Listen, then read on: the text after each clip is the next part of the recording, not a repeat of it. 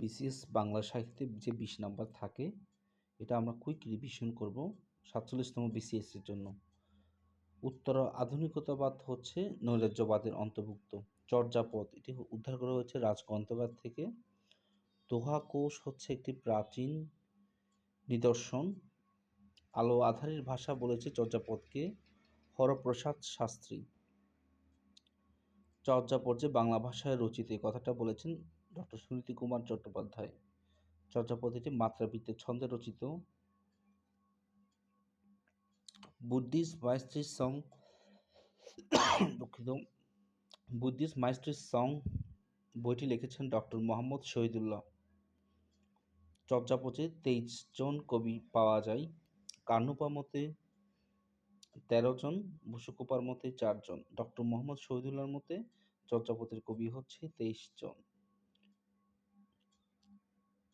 বসুকোপা নিজেকে বাঙালি হিসেবে অভিহিত করেছেন। চঞ্চল চিত্র পৈঠা কাল এটা বলেছেন লুইপা। প্রাচীন যুগের কবি নয় রমণীপাদ।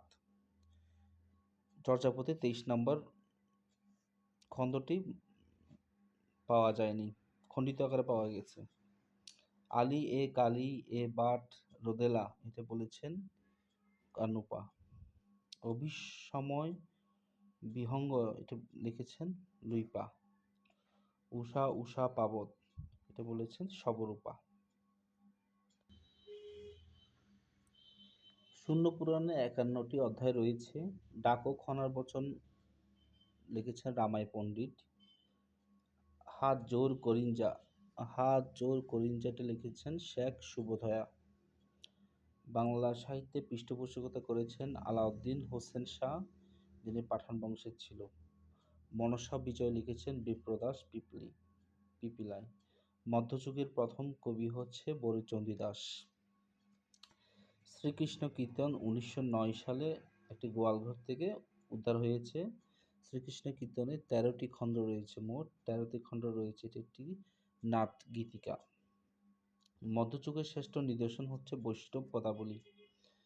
পদাবলীর প্রথম কবি হচ্ছে বিদ্যাপতি। বিদ্যাপতি ছিলেন মিথিলার কবি। বিদ্যাপতির কবিতার ভাষা ছিল হচ্ছে বজ্রবলী ভাষা। গোবিন্দ দাস হচ্ছে বিদ্যাপতির ভাবশিষ্য হচ্ছে গোবিন্দ দাস। এ ভরা বাঁদর শূন্য মন্দির মেঘ লিখেছেন বিদ্যাপতি। সই কোনো কিছু সই থাকলে চণ্ডীদাস, লাগি থাকলে জ্ঞানদাস।